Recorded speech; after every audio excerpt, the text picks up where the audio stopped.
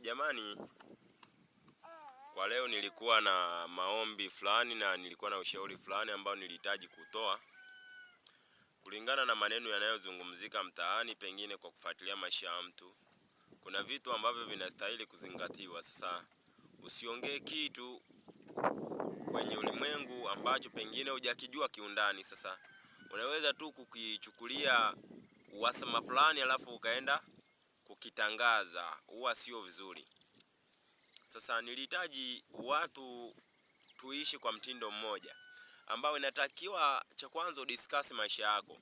Sasa unapo discuss maisha ya mtu unajikuta pengine unakosea. Nimeamua kuirusha hii live hapa YouTube kwa maana kwamba ningeomba tufanye mambo yanayotuhusu na kutustai. Sasa tusifanye mambo mengine kwa kuiga mitindo na kwa kumkosea mtu yule ambaye sio sahihi kumfanyia mambo mabaya. Sasa hii sio kwangu tu, ila ni kwa wengi. Maana wanadamu tunaishi kwa mambo ya kutegemeana.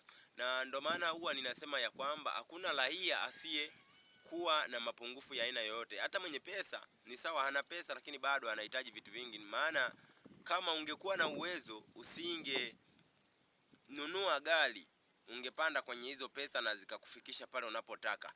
Ni kwa sababu gani? Sasa ukose umakini wa kujua kwamba wanadamu tunategemeana. Maana kufanya kwangu kazi na kufanya kwako kazi, yani kazi yako naiheshimu kulingana kwamba kazi yako inanipa mimi kuishi na kazi yangu inakupa wewe kuishi. Kwa mambo yanategemeana. Kwa maana hiyo sasa tuombeane mambo yaliyo mema, ila tusizungumziane mambo machafu kuharibiana future, si vema.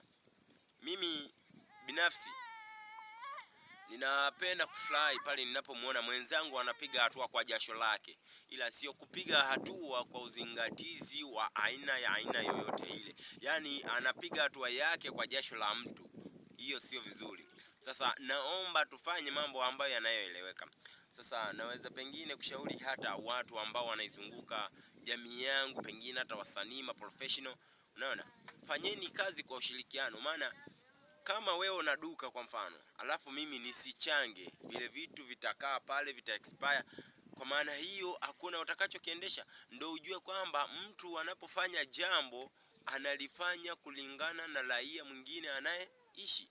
Lakini kama raia mwingine ana nafasi ya kusupport kazi yako, na maana hakuna kinachoendelea.